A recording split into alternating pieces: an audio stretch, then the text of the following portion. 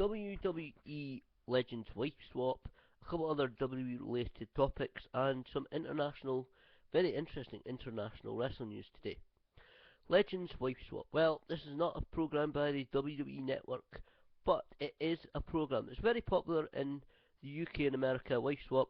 The two wives swap families, go to live with the other families under their rules, and then they change the rules on the family normally the second week. But anyway, it's been reported that there'll be another wrestling themed edition. We've seen Mick Foley on it before. I've not actually seen that episode yet, but WWE legends Ric Flair and Rowdy Roddy Piper will be swapping partners in this upcoming episode. Rumours are possibly already filmed, at least partly filmed. It'll be Rowdy Roddy Piper's wife Kitty swapping with Ric Flair's girlfriend Wendy Barlow, who people may remember as the Fifi the maid from WCW's Flair for the Gold segments. Apparently they've been going out since around about September last year. This should be an interesting program. Rowdy Roddy Piper and Ric Flair have been friends for many, many years. As everybody knows, I met Roddy Piper last August. I was on the Piper's Pit, but he certainly had a lot of great things to say about Ric Flair. At the time I hung around at a supermarket meet and greet, a lot of people were asking him about Ric Flair. So many great stories that he's told on the Rod Pod as well. So this should be a very, very interesting edition. Now, talking, as I said, WWE related news. Now, this past Monday, as everybody now knows, Donald J. Trump, Mr. Donald J. Trump of the Trump Organization, the chairman and president of the Trump Organization, is to be inducted into the WWE Hall of Fame. He's the latest name to be added to the Hall of Fame class of 2013. He's been a friend of Vince McMahon's for years, and of course they both built their empires in the 1980s. That's when the WWE really came to the national and worldwide forefront. Trump Plaza held WrestleMania 4 and 5-4, of course famous for the WWE Championship Tournament, eventually won by the Macho Man Randy Savage. Now, Vince McMahon, the WWE Chairman and CEO, said that Donald is a global icon whose status brought an unmatched level of publicity and grandeur to WWE. And ironically enough, it just so happens that the NBC hit series The Apprentice, which is also aired in the UK by BBC, premieres its 13th season on Sunday, March the 3rd. Of course, that's in America. Donald said it was literally the thrill of a lifetime performing in front of 80,000 enthusiastic fans during the Battle of the Billionaires match at WrestleMania 23. I've always enjoyed and respected WWE's brand of entertainment and look forward to the ceremony in my hometown at Madison Square Garden. The world's most famous arena will host the Hall of Fame ceremony on Saturday, April the 6th, the day before WrestleMania 29, which takes place at the MetLife Stadium in East Rutherford, New Jersey. Now, talking of, again, another WWE related topic, this coming Monday, March the 4th, we'll see WWE take Monday Night Raw old school once again. Lots of legends have been rumoured, lots of legends have been suggested and will be suggested over the next several days in the run up to the old school show. We've seen a lot of legends take part. The aforementioned Roddy Piper, Tatanka, Slick. You see all the names, and it's all over YouTube, the past episodes. Now, it's a couple of names have been apparently confirmed, but these are not officially confirmed by WWE. I'm sure they will not confirm any legends until probably during the show we'll see the legends, but the names are quite obvious and probably will be involved. Dusty Rhodes, who's involved still in the NXT system, WWE's developmental system. He's one of the head writers, bookers, and one of the guys who runs it. Hacksaw Jim Duggan, Mean Gene Okerlund, the $1 Million Man Ted DiBiase, and Ric Flair. Now, Ric Flair is not under WWE contract at the moment. He is making appearances for WWE after, of course, he split with TNA a while back. I would hope he did sign a WWE contract soon, because I think that WWE would certainly be willing to pay a decent amount of money and would help, certainly. Flair's always knife edge finances. Talking of former WWE stars, MVP Montel Vontavious Porter, of course many fans remember that he quit WWE and went to wrestle in Japan. a lifelong dream for him to wrestle in Japan, and he has announced though via Twitter he is actually resigned from New Japan Pro Wrestling. He said, I informed New Japan Pro Wrestling that I would no longer accept dates. Uh, I like to thank New Japan for allowing me to realize a dream. I love Japan and will forever be grateful. I left on good terms as always. He added, I'm currently working on a TV project with Lionsgate TV. I'll release more details soon, but right now I'm not affiliated with any company. I will return to wrestling eventually. The door is open for return to WWE, New Japan, or even TNA. However, my focus now is developing my TV show. Certainly good luck to MVP in this. He went into New Japan with a lot of fanfare, became their first ever Intercontinental Champion. And I mean, the New Japan created their own Intercontinental Championship. He has certainly been a bit going down in the card in recent months. Um, New Japan Pro Wrestling was taken over by Bushiroad, the Japanese trading card and merchandise company, last year. And they're certainly looking forward to push things forward internationally for New Japan. And of course, he would have been one of the guys that would have been certainly at the forefront of that, because of course everybody knows him from his WWE days. He did start wrestling slightly older than most. Possibly this is part of the reasons why. But as I said, good luck to him. We'll have to wait and see what his TV show is like. Talking of other international talent, now some wrestling fans may not know the name, but they would recognise the mask design. The famous luchador, masked luchador, Dr. Wagner Jr. He is a real legend when it comes to lucha libre. He's a fantastic worker. He is really one of the Mexico's top stars. He really is up there with like the likes of Blue Demon, El Santo. He is a fantastic worker. He said recently on a video posted by LAWagnerMania.com that he wishes to return to CMLL soon. Consejo Mundial de Lucha Libre is the biggest organization in Mexico. He's been working for the last several years for the AAA organization, which has a working relationship with TNA. He said he spoke to Paco Alonso, the CMLL boss, about returning, and apparently agreed the start date with the promotion. Now that is strongly rumoured to be March the 15th. Whether that will happen, we don't know, because he did also mention, as to be honest, it's been widely reported, he still has a legal contract issue with the AAA organisation. He said it will hope to be resolved soon, and that they could reach an amicable agreement. We'll have to wait and check on that, because AAA has been burned by contracts over the past couple of years. Well, actually, over the entire history of AAA. To give you an example what I mean by burned for a contract, people will remember the original Psychosis. Yes, the guy from that performed in World Championship Wrestling and then in WWE's 1/3 of the Mexicools. His character Psychosis was owned by AAA. He took the character and the name, the mask design and so forth, and took it with him when he went to WCW. AAA, owning that character, replaced him in the Psychosis role. They then had, of course, the original Psychosis return to AAA eventually, but the replacement Psychosis, who was still using the name Psychosis as the original used the name Nicho El Millionaire, and had a kind of a playboy gimmick, rich guy, because made his money supposedly in America, and wrestling around the world, becoming this huge international star.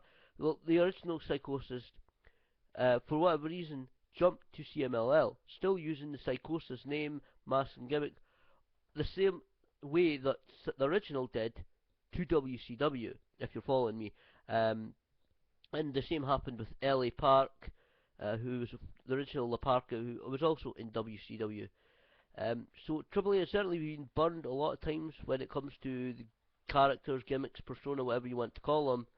I'll be interested to see, although I must point out that Dr. Wagner Jr. owns his name, his trademark, his characterization and persona. He owns all of that himself. It'll be interesting to see whether AAA drag their heels on any so-called agreement, but it certainly looks possible that Dr. Wagner Jr. will be returning to CMLL, as I said, possibly on March the 15th. That's just 2 weeks away now. It's a Friday, not the day of the live feed that CMLL does on Terra.com. On Sundays around about 11 o'clock, I think it is, on a Sunday, but certainly that'll be an interesting change of place for Dr. Wagner Jr. And to be honest, I would actually like to see him face some of the CMLL guys like the New Mystico, Atlantis, Blue Panther, some of the other names in CMLL. I think it could freshen up his career if he worked with those guys.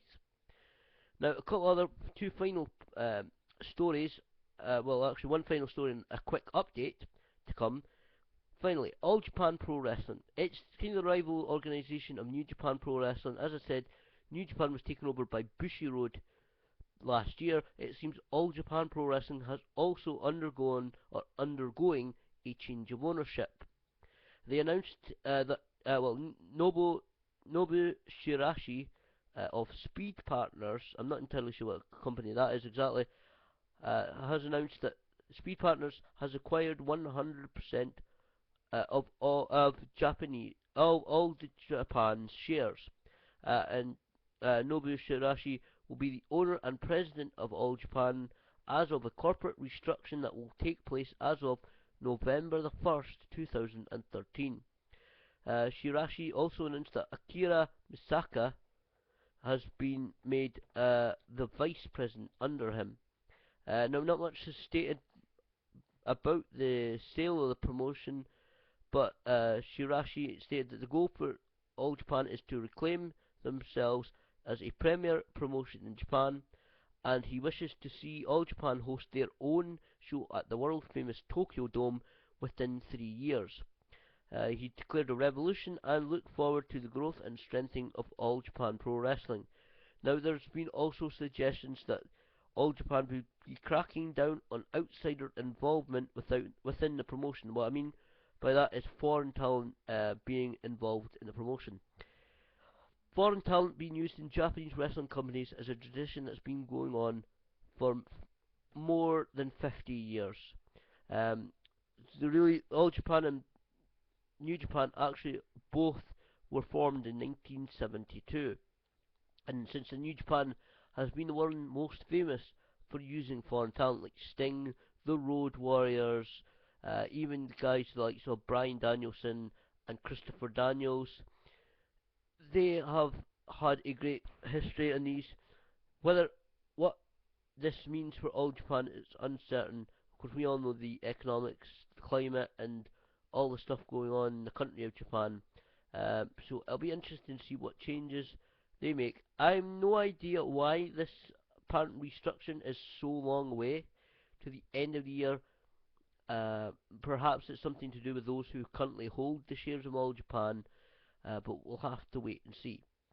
Now, a final quick update, and this is not leading to any selling point, but I just want to let people know that my local promotion, Scottish Wrestling Entertainment, they're hosting their biggest show of the year, Hell for Lycra 10, this coming August the 24th. Bonner Hall in the city of Dundee. They'll feature as yet unannounced WWE legends. The last few years it's been Rowdy Roddy Piper, $1 Million Man Teddy DiBiase, who actually owns the company, Virgil, the Native American Warrior Tatanka, and Chavo Guerrero Jr. These have been the names over the last couple of years to be at the Hell for Lycra. The sales for the tickets are already ongoing, and apparently the tickets are going very fast. You can find them at sweonline.co.uk and click shop. Apparently the sales are going very fast, even though the WWE legends have yet to be announced. The details of which will be coming up in the next few months about who's coming over. They have a great working relationship with WWE. As I said, it's owned by the $1 Million Man, and his contacts and his respect that he has within the WWE has, as the names I've just mentioned, been able to bring over the biggest and best legends from WWE. So it'll be very interesting to see what names come over. But as I said, the their tickets are already going fast. Tickets prices are just £12 plus £1.50 for postage and packaging. It's a great show. Scottish Wrestling Entertainment are a great company, doing great things, going great places. Uh, Mainly based in Tayside, places like Blairgowrie, Dundee, Ailith. They're doing fantastic shows all over. They've even done last year all the way down to Edinburgh and up towards Aberdeen. They're doing fantastic shows. I'm really looking forward to see who the W Legends are. But just as a quick notice to any Scottish Wrestling Entertainment fans who are still considering purchase, or Scottish wrestling fans entirely, or can get to Dundee on August 24th, please pick up your tickets from swonline.co.uk very, very soon because they are being sold. I mean, genuinely, they are being sold very quickly this year. They have put on their Facebook to, already to urge fans to buy the tickets as soon as they possibly can because they are genuinely going fast. They've had to actually take time and send out quite a few bundles of tickets just yesterday. The Bonner Hall is a small venue, limited capacity as with any venue. So just to let any Scottish wrestling fans know, tickets are being sold very, very quickly. So please order them as soon as you can. This is especially when the WWE legends, whoever they are going to be announced. I'm sure the tickets will price sales will skyrocket depending on how many sales they've already made and how many tickets are still left. And the next couple of shows for SWE, Gowrie on March 23rd, then back at Dundee at the Arthur Complex on March 30th. I'm sure you can get tickets if they're still available on those shows. But again, as I said in my Hell for League tickets video, the, depending on how many tickets are still available, they may wish to keep them for those who have ordered them online. Obviously, if you order them, you'll get them. But it's certainly going to be very quick sale, especially as I said. Once the WWE legends, whoever they are, announced, the sales will skyrocket. They have done the past couple of years, and I must say, Hell for Lycra, through all 10 years now of Hell for Lycra, there has not been a single event, or not a single Hell for Lycra event that hasn't been sold out. That's legitimately every single one has been sold out. I've been there for the last what, 3 or 4. Every single one of them have been packed and sold out. So looking forward to seeing who the W legends are. That's a few pieces of international wrestling news. We're gearing up for WrestleMania. Put a WrestleMania preview up already. I'm going to do a proper one because it's official now, I'm going to have plenty of time to do it. So I'm going to put up video, photograph, voiceover, me presenting, whole WrestleMania preview just before WrestleMania. Really looking forward to hearing what people think of it. Hearing what people think is going to happen at WrestleMania. Should be a great event. As I said, WrestleMania 29, MetLife Stadium, East Rutherford, New Jersey. In the UK, it's on Sky Box Office. You can order it through Sky soon, or you can order it via your remote control when that option becomes available. So, a lot of things happen in the world of wrestling, a lot of news, a lot of information. It's going to be an exciting time, a lot of stuff happening. Obviously, it's going to be quite a time. Looking forward to everything that's happening over the next couple of months in this crazy, wacky world we call professional wrestling.